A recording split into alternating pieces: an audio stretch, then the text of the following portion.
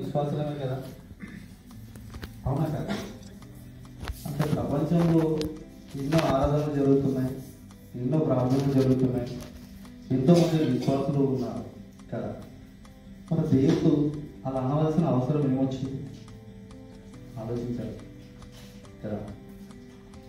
అలా అనడానికి కారణం ఏంటి అంటే మనం ఏదో విశ్వాసం కలిగి ఉన్నాం అంటే ఆయన అనుకుంటున్న విశ్వాసంలో మనం లేవేమో ఆలోచించాలి కదా.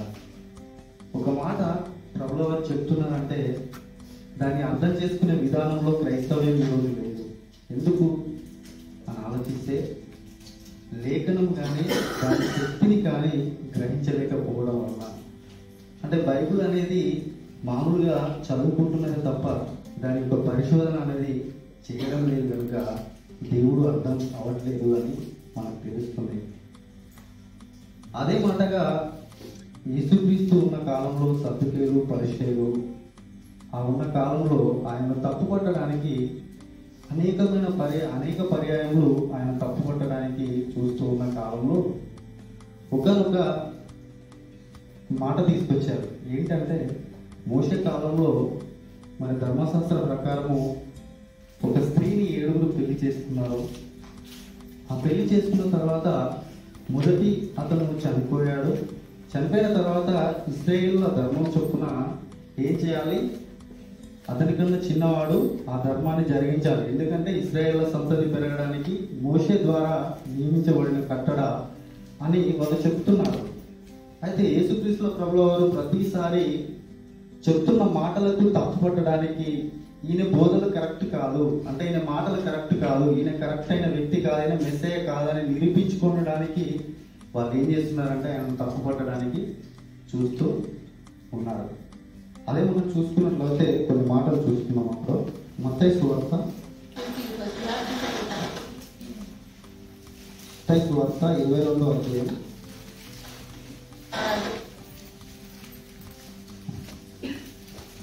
23వ వచనం. పునరుద్ధానం లేదని చెప్పాడు. మత్తయి సువార్త 22వ అధ్యాయం 23వ వచనం నుంచి పునరుద్ధానం లేదని చెప్పాడు. పునరుద్ధానం లేదని చెప్పుడి సద్దుకేయులు ఆ జనములు ఆయన యొద్దకు వచ్చి ఆయన యొద్దకు వచ్చి బోధకుడా ఒకడు పిల్లలు లేక చనిపోయిన యెడల అతని సహోదరుడు అతని భార్యను పెళ్లి చేసుకుని అతని సహోదరునికి సంతానము కలగజేయవలనని ఇక్కడ ఏం చెప్తున్నాడు అక్కడ మనం ఆలోచిస్తే మోషే చెప్పినట్టుగా సంతానము కలగజేయాలి అంటే ఒకడు పిల్లలు లేక చనిపోయాడు కదా, మరి సంతానం కలగజేయాలంటే తన సహోదరుడు ధర్మాన్ని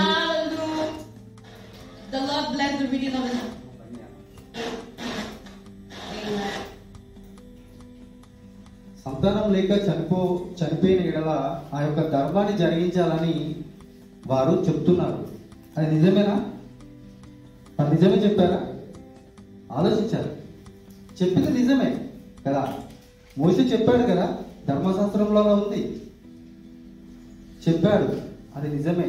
అది అడుగుతున్నారు ఏమని, ప్రభువును ఏం చేస్తున్నారు వాళ్ళు తప్పు పట్టడానికి అడుగుతున్నారు. అంటే ఎలాగైనా ప్రభువును తప్పు పట్టాలి, ఈయన బోధ కరెక్ట్ కాదు, ఈయన చెప్పేది కరెక్ట్ కాదని వాళ్ళు నిరూపించాలి. అక్కడ వాళ్ళు ఏమనుకుంటున్నారంటే 25వ వచనం నుంచి మాలో 7 సహోదరులుండి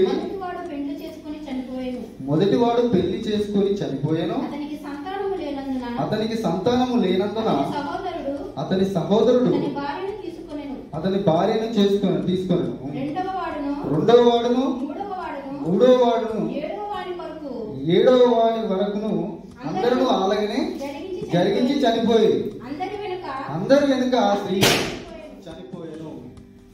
చాలా ఇక్కడ మనం చూసుకున్నట్లయితే 7 చనిపోయారు, 7 కూడా పిల్లలు లేరు కదా.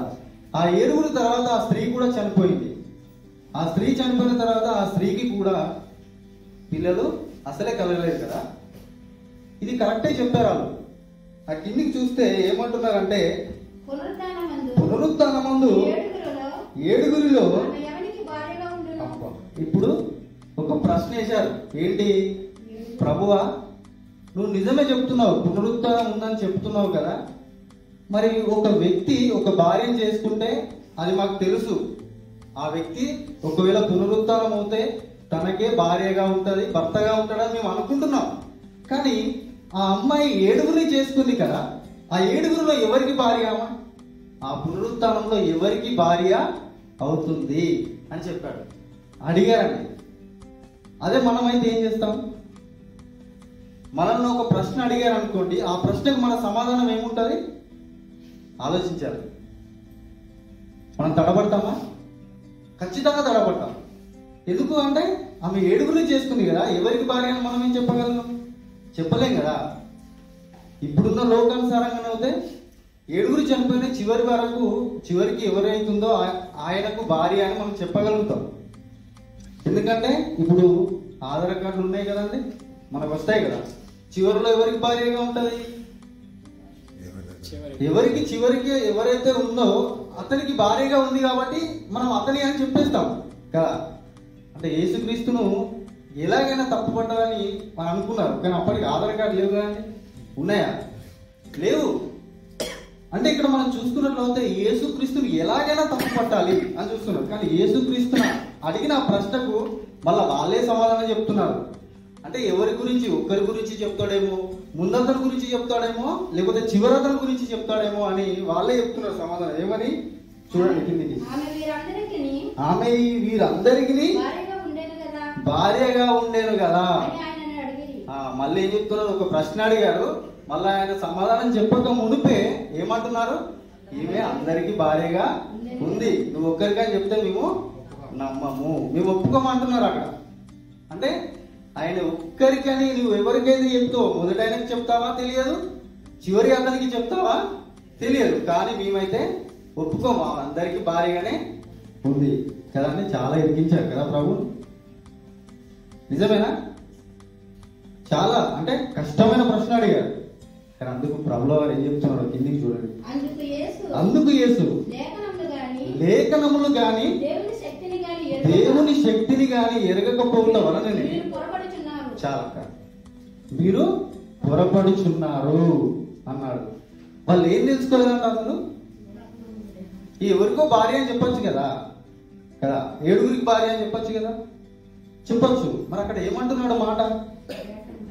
లేఖనములు గాని దేవుని శక్తిని గాని ఎరగకపోవడం వల్లనే వాళ్ళు పొరబడుచున్నారు. అంటే దేవుని శక్తిని ఎలా ఎరగట్లేదు అంటే లేఖనములు వారికి తెలియట్లేదు. అంటే బైబిల్లో ఉన్న వర్తమానంలో లేఖనాలు మనకు తెలియకపోతే మనం పొరపడతామా? ఆలోచించాలి. పొరపాటు జరుగుతుందా అండి? బైబిల్ అనేది మనకు తెలియకపోతే పొరపాటు జరుగుతుందా? ఖచ్చితంగా జరుగుతుంది. ఎందుకు?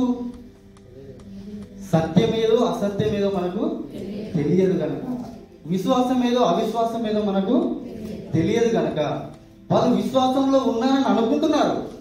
మోషే చెప్పిన ధర్మశాస్త్రాన్ని మేము పాటిస్తున్నాము, మేము విశ్వాసంలో ఉన్నాము, మేము విశ్వాసంలో అని అనుకుంటున్నారు వాళ్ళు. కానీ వారికి ప్రభు ఒక ప్రశ్న వేశాడు, ఏమని? మీరు దేవుని శక్తిని కానీ లేఖనములు కానీ దేవుని శక్తిని కానీ మీకు తెలియదు, అందుకే మీరు పొరపడుచున్నారు అని అంటున్నాడు. కిందికి చూస్తున్నాడంటే దానికి సమాధానం చెప్తున్నాడు. పునరుత్థానమందు ఎవరును పెళ్లి చేసుకోనరు, పెళ్లికి ఇవ్వబడరు అంటున్నాడు. చూడండి ఎంత మంచి సమాధానం చెప్పాడండి. వారిలో మళ్ళా ఎదురు ప్రశ్న రాలేదండి. పునరుత్థానం అనేది మనకు ఒకటి ఉంది. ఆ పునరుత్థానంలో ఎవరు పెళ్లి చేసుకున్నారు, పెళ్లికి ఇయ్యబడరు. కిందికి చూస్తే ఏమంటున్నాడు? వాడు పరలోకమందు దూతల వలె ఉందురు అంటున్నాడు. అంటే మనం అందరము పునరుత్థానమైన తర్వాత ఎలా ఉంటాము? పరలోకమందు ఎలా ఉంటామంట? వాళ్ళ దూతలైతే ఏ విధంగా ఉన్నారో ఆ విధంగా మనం కూడా ఉంటామని యేసుక్రీస్తు ప్రభువుల వారు ఆ రోజు సద్దుకైలకు చెప్పారండి. అంటే ఆయన వర్తమానంలో ఈ లోకానుసారంగా ఎలా జీవించాలి, ఈ లోకానుసారంగా ఎలా బ్రతకాలని చెప్పలేదండి. ఏమని చెప్తున్నాడు? మనకంటూ ఒక బ్రతుకుంది, అది పునరుత్థానము. ఆ పునరుత్థానమును మనం గుర్తు చేసుకోవాలి అని చెప్తూ ఉన్నాడండి. ఆ పునరుత్థానం గురించి చెప్తూ యోహాను సువార్తలో ఒక మాట అంటున్నాడండి. యోహాను సువార్త 12వ అధ్యాయంలో మనం చూసుకున్నట్లయితే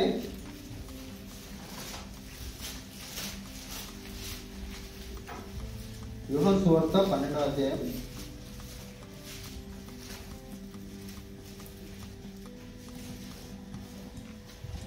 20వ వచనం నుంచి, ఆ పండుగలో ఆరాధింప వచ్చిన వారిలో కొందరు గ్రీకు దేశస్థులు ఉండిరి. వారు గలిలయలోని బెత్సెదా వాడైన ఫిలిప్పునొద్దకు వచ్చి, అయ్యా మేము యేసుని చూడగోరుచున్నామని ఆయనతో చెప్పగా, ఫిలిప్పు వచ్చి ఆంద్రేయుతో చెప్పాను. ఆంద్రేయుడు ఫిలిప్పును వచ్చి యేసుతో చెప్పిరి. అందుకు యేసు వారితో ఇట్లా, నేను మనుష్య కుమారుడు మహిమ పొందవలసిన గడియ వచ్చి ఉన్నది. గోధుమ గింజ భూమిలో పడి చావకుండిన ఎడల అది ఒట్టిగానే ఉండును, అది చచ్చిన ఎడల విస్తారముగా ఫలించును అని అంటున్నానండి. ఒక ఉపమానంగా ఒకటి చెప్పాడు. ఏంటంటే ఒక గోధుమ గింజ అని చెప్పాడు కదా అండి. మనకు అందరికి తెలుసు, వ్యవసాయం చేసిన వారు ఉన్నారా కదా, అందరికి తెలుసు. మన తండ్రులు కానీ కొంతమంది మనలో కూడా వ్యవసాయం చేసిన వారు ఉంటారు కదా. విత్తనాలు నాటుతారు కదా. ఆ విత్తనాలు నాటినప్పుడు ఏది మనకు ఎక్కువగా ధాన్యం పండించేది వరి ఉంటది కదా. వరి విత్తనం కానీ లేదా మొక్కజొన్న ఇలాంటి. ఒకవేళ వరి విత్తనానికి మొక్కజొన్న వచ్చింది అనుకోండి, ఎలా ఉంటది? ఆశ్చర్యం ఉంటది కదా. ఒకవేళ మామిడికాయకు నిమ్మకాయలు కాసాయి అనుకోండి, ఎలా ఉంటది? ఆశ్చర్యం ఉంటది. కానీ ఇలా అవట్లేదు కదా. ఇలా అవుతున్నాయా? అవట్లేదు. అంటే వాటి సక్రమాన్ని అవి నిర్వర్తిస్తున్నాయి. అంటే వాటికి పెట్టిన ఆజ్ఞను వాటికి పాటిస్తున్నాయి కదా. ఆ విత్తనాలు ఏవైతే మనం విత్తుతున్నామో ఆ విత్తనము ఒకటే వస్తుందా? మళ్ళీ ఒక చెట్టు, ఒక విత్తనం పెడితే ఒక చెట్టుకు ఒకటే విత్తనం వస్తుందా? లేదు. ఎన్ని వస్తున్నాయి? అనేకమైనవి వస్తున్నాయి. ఆ ఉపమానం చెప్తున్నాడు అక్కడ. అంటే విత్తనం గురించి చెప్తున్నాడు అక్కడ. ఆలోచించారు. ఇప్పుడు విత్తనం గురించి చెప్తున్నాడు అక్కడ. మరి దేని గురించి చెప్తున్నాడు? మన గురించి చెప్తున్నాడు. ఏమని అని ఆలోచిస్తే, మనుష్య కుమారుని ఒక మహిమ పొందే ఒక దినం ఉంది. ఆ దినములలో ఆయన చనిపోతాడు. ఆయన చనిపోయిన తర్వాత అనేక మందిని తీసుకుంటాడు. అంటే పునరుత్థానం అని ఉంది అని చెప్తున్నాడు.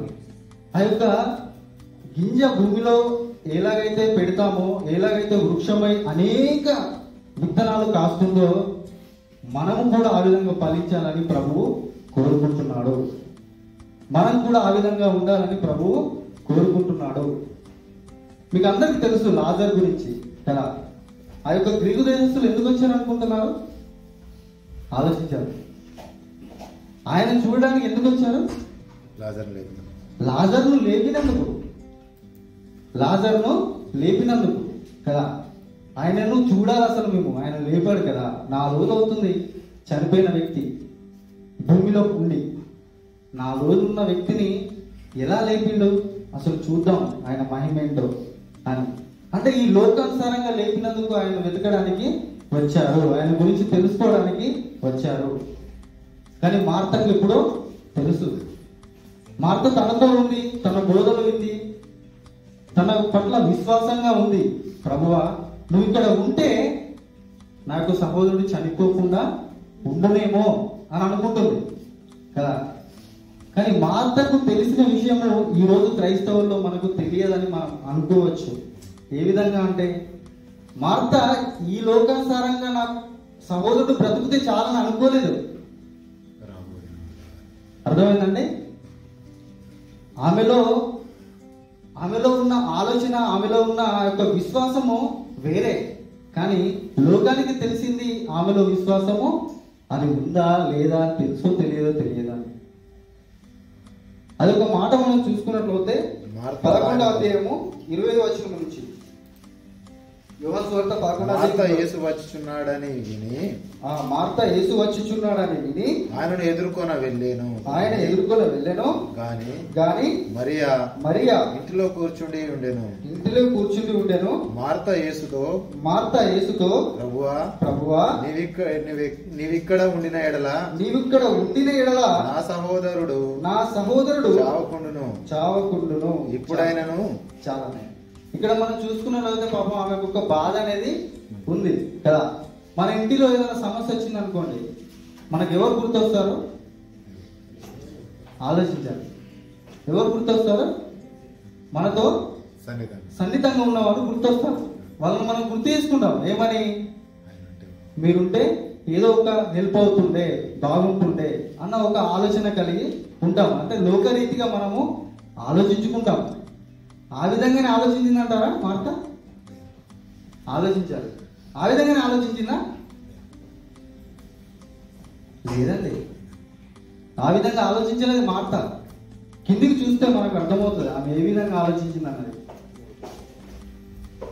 23వ వచనం. యేసు నీ సహోదరుడు మరలా లేచునని ఆమెతో చెప్పగా చాలా చాలా మెల్లమెల్ల చదువుతున్నాం.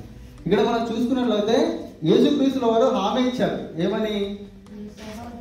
నీ సహోదరుడు మరలా లేస్తాడు అని చెప్పాడు. అప్పుడైతే ఆమె సంతోషం ఉండాలి కదా. సంతోషించిందా లేదా? ఎవరికైనా సంతోషం ఉంటుందా లేదా?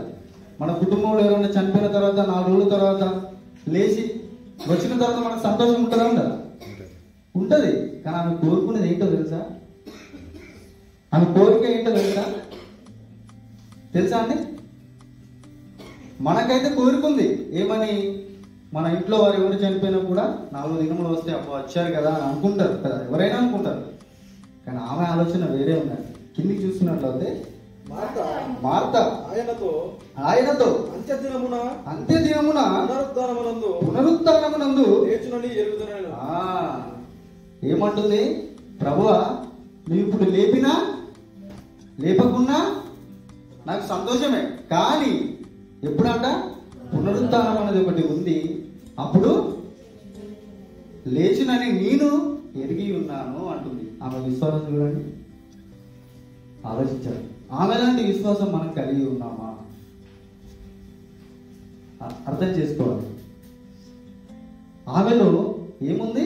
పునరుత్థానం ముందు నా సహోదరుడు ఖచ్చితంగా లేస్తాడు అన్న ఒక విశ్వాసం ఉందండి. అలాంటి విశ్వాసం మనలో ఉందా? ఆలోచించాలి. మనం చనిపోయిన తర్వాత, లేకపోతే మన కుటుంబంలో ఎవరు చనిపోయినా కూడా ఖచ్చితంగా పునరుత్థానం ముందు లేపబడతారనే విశ్వాసం మనలో ఉందా? ఆలోచించాలి. అంటే లేఖనములు కానీ దేవుని శక్తిని కానీ ఎరగకపోతే వారు ఏ విధంగానైతే తప్పుడుగా అర్థం చేసుకున్నారో క్రీస్తుని, చాలా మంది తప్పుడుగా అర్థం చేసుకుంటున్నారండి. అంటే బోధలో విశ్వాసులు ఉంటారు, అవిశ్వాసులు ఉంటారు. సత్యము ఉంటుంది, అసత్యము ఉంటుంది కదండి. అంటే మనకు సత్యం అనేది తెలియాలంటే మనం ఏం చేయాలి? బైబిల్ని బాగా చదవాలి. ఎవరు చెప్పినా నమ్మాలి కదా. కదండి? లేదండి, ఎవరు చెప్పినా నమ్మద్దు. ఎందుకు? యేసుక్రీస్తు ప్రభువుల వారే చెప్పారు, ఎవరు చెప్పినా కూడా ఏదియో నమ్మకూడదు అని కదా. మరి ఎవరు చెప్పినా నమ్మకూడదంటే మనం ఏం చేయాలి? బైబిల్ బాగా చదవాలి. ఎవరు చెప్పినా, ఇక్కడ ఉండి ఎవరు అన్నయ్య వాళ్ళు చెప్పినా, ఇంకెవరు చెప్పినా కూడా, ఎవరు చెప్పినా కూడా మనం బైబిల్లో ఉన్నదో లేదో అది సత్యమో అసత్యమో మనము నమ్మాలి. సద్దుకేలు కూడా చెప్పారు కదా. వాళ్ళు ఏం చెప్పారు? తప్పు పట్టుదలని యేసుక్రీస్తుకు చెప్పారు. అది ధర్మశాస్త్రంలో ఉందా? ఉంది కదా, ఉన్న మాటని చెప్పారు కదా. కానీ ఆయన లేఖనం కానీ దేవుని శక్తిని కానీ గ్రహించలేకపోయారు, దానికి అర్థం ఏంటో తెలుసుకోలేకపోయారు. అక్కడ కిందికి వస్తే ఆ మాట ఉంటుంది, ఆయన ఎందుకు చెప్పాడు. మత్తయి సువార్త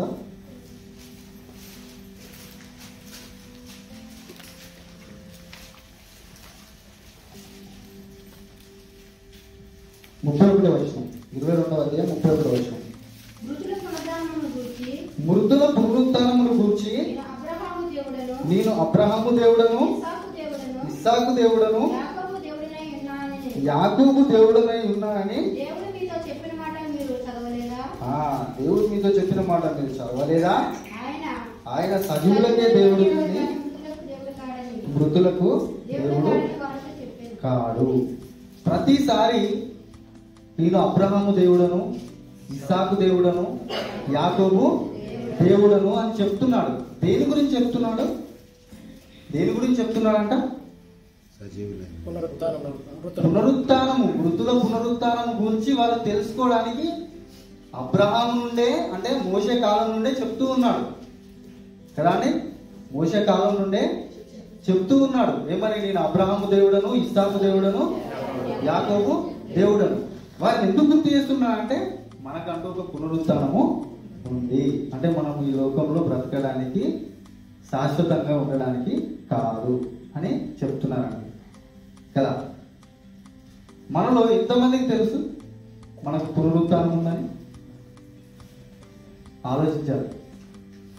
అందరికి తెలుసా? అందరికి తెలుసు కదా. పునరుత్థానం ఉందని అందరికి తెలుసు కదా. కానీ ఎలా బ్రతకాలో అందరికి తెలియదు కదా. నిజమేనా? కానీ మనం ఎలా బ్రతకాలో లేఖనాలు చెప్తూ ఉన్నాయి కదండి.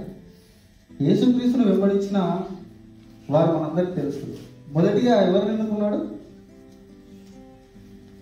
మనందరికి తెలుసు కదా, బైబిల్ చదువుతాం కదా. మొదటిగా ఎవరిని ఎన్నుకున్నాడు దేవుడు? యేసుక్రీస్తును వారు ఎవరిని ఎన్నుకున్నాడు? జాలరు వారు ఒక 12 మందిని ఎన్నుకున్నాడు కదా. అందరికి తెలిసిన విషయం. వాళ్ళు ఏం చేశారంట? ఆయన పిలువగానే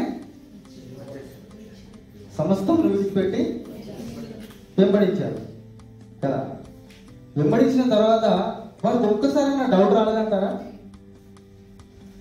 ప్రభువా, ఇవన్నీ అన్నీ విడిచిపెట్టి మిమ్మల్ని వెంబడిస్తున్నాం కదా, అసలు మాకు ఏం దొరుకుతుంది? రాలేదంటారా డౌట్? వచ్చింది కదా, వచ్చిందండి. కానీ వాళ్ళు ఎందుకు వెంబడించారు? మాకంటూ ఒక పునరుత్థానము ఉంది, నమ్మారండి కదా. అంటే మనము కూడా ఈ యొక్క జీవితంలో, క్రీస్తును తెలుసుకున్న ఈ జీవితంలో మనకంటూ కూడా పునరుత్థానము ఉంది. ఆ పునరుత్థానము ఉంది కనుకనే దేవుని యొక్క లేఖనాలు చెప్తున్న కాలంలో మన పౌలు గారు తిమోతికి ఖచ్చితంగా చెప్తున్నాడండి. పౌలు గారు తిమోతికి ఖచ్చితంగా చెప్తున్నాడు. ఏమని అంటే 2 తిమోతికి రాసిన పత్రిక 2వ అధ్యాయం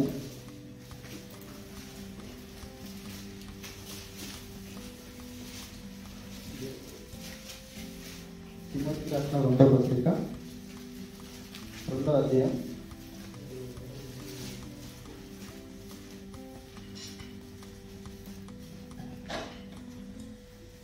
15వ వచనం నుంచి, దేవుని ఎదుట యోగ్యునిగాను సిగ్గుపడనక్కర్లేని పనివానిగాను సత్యవాక్యములు సరిగా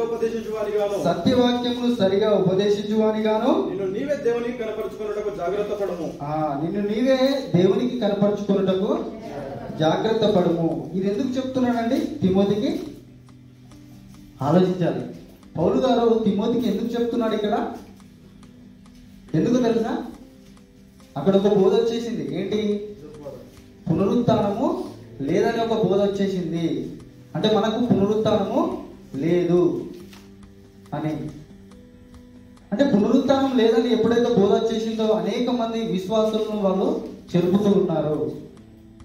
అంటే అనేకమైన మాటలు చెప్తూ పునరుత్థానమే లేదు అసలు అనేది చెప్తూ ఉన్నారండి. అలాంటి బోధ సమయంలో అప్పుడు చెప్తున్నాడు తిమోతికి. ఏమంటున్నాడంటే దేవుని చేత యోగ్యునిగాను సిగ్గుపడనక్కర్లేని పనివానిగాను సత్యవాక్యంలో సరిగా ఉపదేశించువానిగాను నిన్ను నీవే దేవునికి కనపరచుకోను జాగ్రత్త పడము.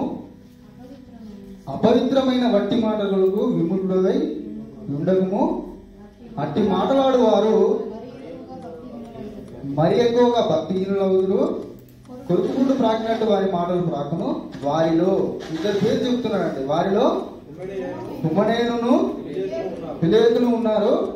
వారు పునరుత్థానము గతించనని చెప్పుచు సత్యము విషయంలో తప్పిపోయి కొందరు విశ్వాసమును చేర్పుచున్నారు అంటున్నాడు. అంటే ఇక్కడ మనం చూసుకున్నట్లయితే వారు ఏం చేస్తున్నారంట? ఫస్ట్ సత్యంలో నడిచారు, తర్వాత ఏం చేశారు? సత్యం నుండి తొలగిపోయారు. తొలగిపోయి ఏం చెప్తున్నారంట? అనేకమైన విశ్వాసము చెప్తున్నారంట. ఏమని? పునరుత్థానం లేదు, గతించిపోయిందిగా, పునరుత్థానం అనేది లేదు అని చెప్తున్నారంట. లేదండి పునరుత్థానం? మన మీద నమ్ముదాం. ఉందని నమ్ముదామా లేదని నమ్ముదామా? ఉన్నదని నమ్మాలి కదా అండి. అందుకే పౌలు గారు చాలా పోరాడారు. ఆయన పోరాటం ఏంటో తెలుసా? దీనికోసమే, మనకంటూ ఒక పునరుత్థానం ఉంది అని దానికోసమే పోరాడాడు. చాలా కష్టపడ్డాడు. అందరికి తెలుసు. అన్న తీసుకున్నాడు పౌలుగా ఉన్నప్పుడు ఎలా ఉన్నాడు, పౌలుగా ఉన్నప్పుడు ఏం చేశాడు కదా. గత వారంలో మనం విన్నాం కదా పౌలు గురించి.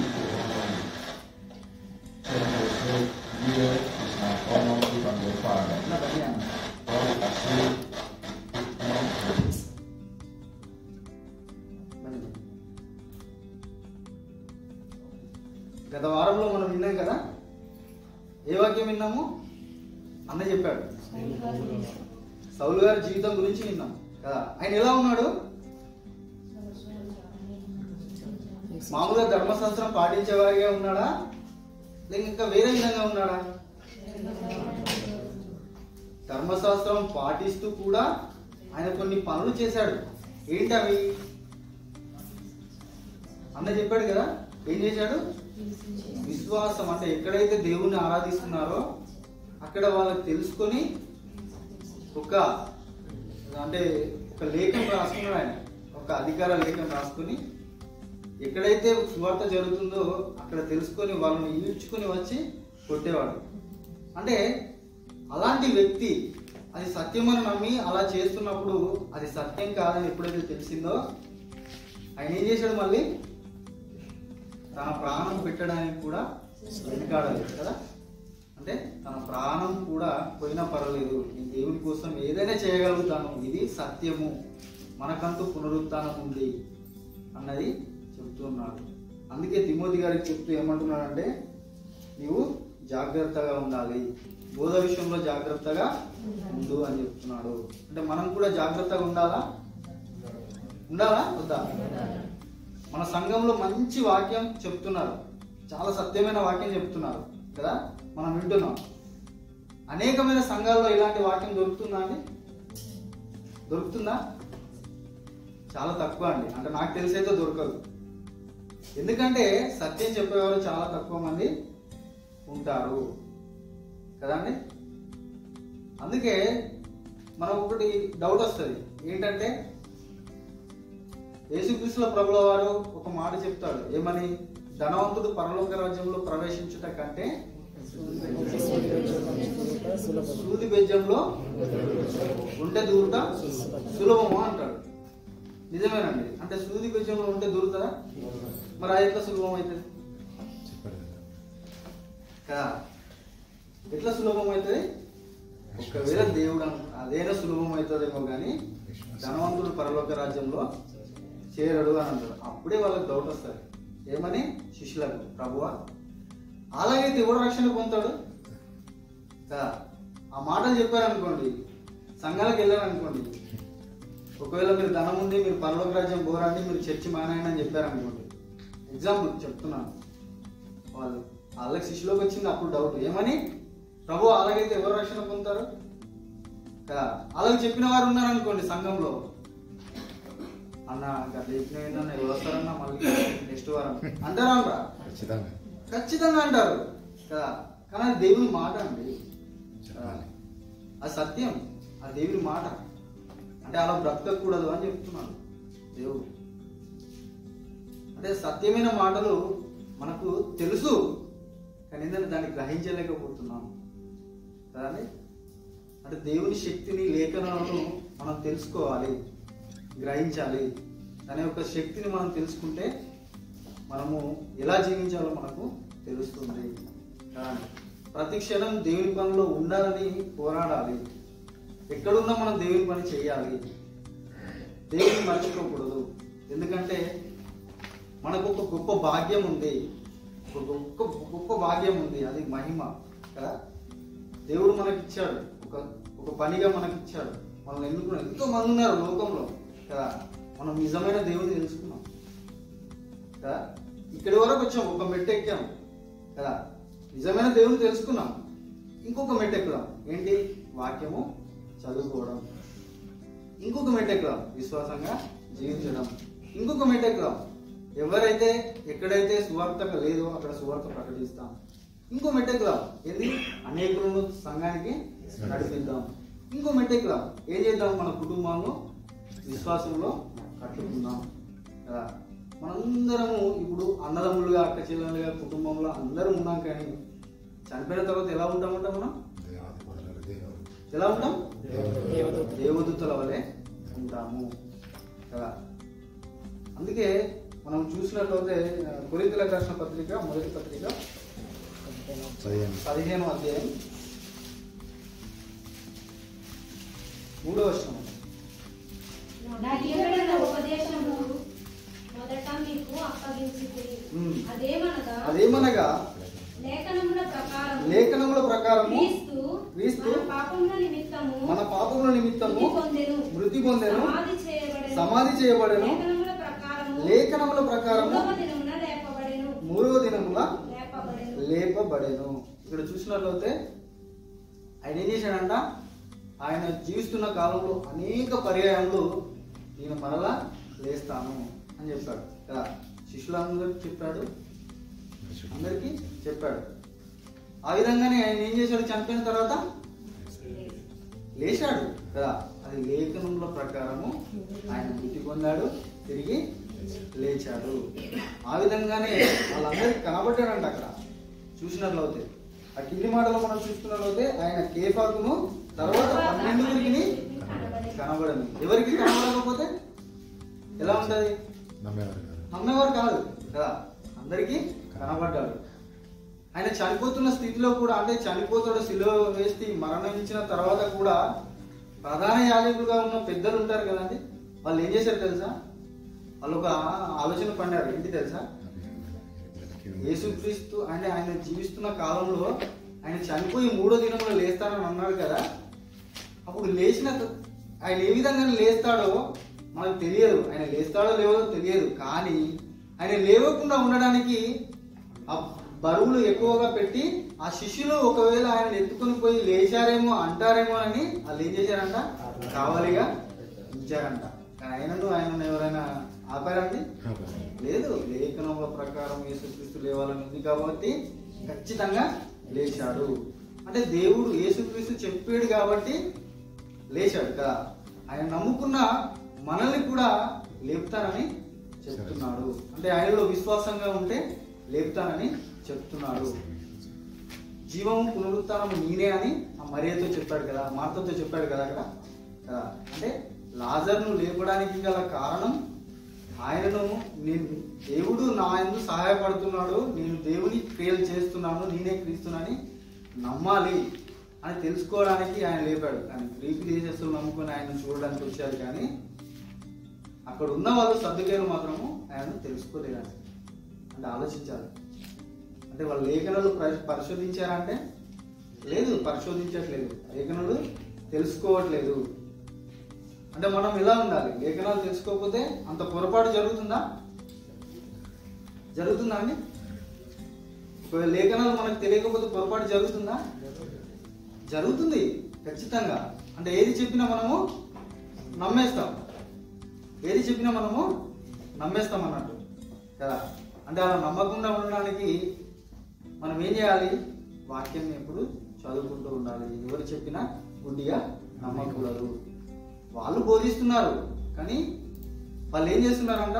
అక్కడ తిమోతికి రాసిన పత్రికలో పునరుత్థానం లేదు అని చెప్తున్నారంట. అంటే ఈ లోకం మన శాశ్వతం, మన ఇక్కడికి వస్తే మనకు దేవుడు ఆశీర్వదిస్తాడు, మనలో అన్నీ చూస్తాడు, ఈ లోకంలో మనం ఏం చేయాలన్నా దేవుడు చేస్తాడు అని అన్ని చెప్తున్నారు. కానీ మెయిన్ది మర్చిపోయారు. ఏంటి? పునరుత్థానం అనేది మర్చిపోయారు. ఒకవేళ అలాంటి స్థితిలో మనం ఉన్నామేమో ఆలోచించుకున్నాం. ఈరోజు దేవుడు మనతో మాట్లాడుతున్నాడు. ఒకవేళ అలాంటి స్థితిలో మనం ఉన్నామేమో ఆలోచించుకోవాలి. ఇదే శాశ్వతం అని అనుకుంటున్నామా? ఆలోచించుకోవాలి. ఈ లోకమే శాశ్వతం, మా వారే ఉన్నారు కదా, మా ఫ్యామిలీ ముఖ్యం అని అనుకుంటున్నామా? ఆలోచించాలి. దేవుడు అనేక పర్యాయములు మనకు చెప్తూ ఉన్నాడు. ఏమని? నిన్ను వల్ల నీ పొరుగు వారిని ప్రేమించాలని కదా. అది ఎందుకు ప్రేమించమన్నాడు? అసలు ఆలోచించాలి. ప్రేమించమని ఎందుకు చెప్పాడండి? అందరికి అర్థమవుతుందని చెప్పాడు. ప్రేమించమని ఎందుకు చెప్పాడు? నిన్ను వల్ల నీ పొరుగు వారిని ప్రేమించమని ఎందుకు చెప్పాడు? దేవుడి యొక్క పునరుత్థానం గురించి తెలియడానికి. నిన్ను వల్ల నీ పొరుగు వారిని ప్రేమించాలంటే మామూలుగా కాదండి. ఎలా ప్రేమించాలంట? మనల్ని మనం ఏ విధంగానైతే ప్రేమించుకుంటున్నామో సహోదరుని కూడా ఆ విధంగానే ప్రేమించాలండి. అది చెప్తున్నాను. అది మనందరికీ తెలుసు, కానీ మనం పాటిస్తున్నామా? ఆలోచించాలి. ఒప్పుకుందామా? అది ఇంకా పాటిస్తున్నామా? లేదండి. ఎందుకంటే మనది మనం కొంచెం చూసుకుంటాం. ఎందుకంటే స్వార్థం. అన్న చెప్పాడు కదా, మనుషులు ఏ విధంగా ఉన్నారంట? స్వార్థ ప్రియులు. ఒక స్వార్థం అనేది కనిపించిందండి మనం కదా. ఏంటి? నిన్ను వల్ల నీ పొరుగు వారిని ప్రేమించాలంటే మనం ప్రేమించలేకపోతున్నాం కదా. అలా స్వార్థం అనేది మనలో ఉంటుందండి. మనుషులు ఎలా ఉంటారంటే పైకి భక్తి గల వారి వలె ఉండి దేవుని శక్తిని ఆశ్రయించని వారిగా ఉన్నారంట. చివరికి అన్ని చెప్తూ ఒక మాట చెప్పాడు. ఏమని? పైకి భక్తి వల్ల వారి వల్ల ఉండి దేవుని శక్తిని ఆశ్రయించట్లేదు అని అంటున్నాడు. మరి అలాంటి వారిలో మనం ఉన్నామా? ఆలోచించుకోవాలి. పైకి దేవునికి కాకుండా మనుషులకు కనబడాలని పైకి భక్తి కలిగి ఉన్నామా? ఆలోచించుకోవాలి. ఎవరమైనా, మనలో ఉన్న ఎవరిమైనా, ఈ భూమి మీద ఉన్న ప్రతి ఒక్కరు విశ్వాసులుగా విశ్వాసం కనుగొనునా అని దేవుడు ఎందుకన్నాడు మాట అని చెప్తా అంటే పైకి భక్తి వల్ల వారి వల్ల ఉంటున్నారు.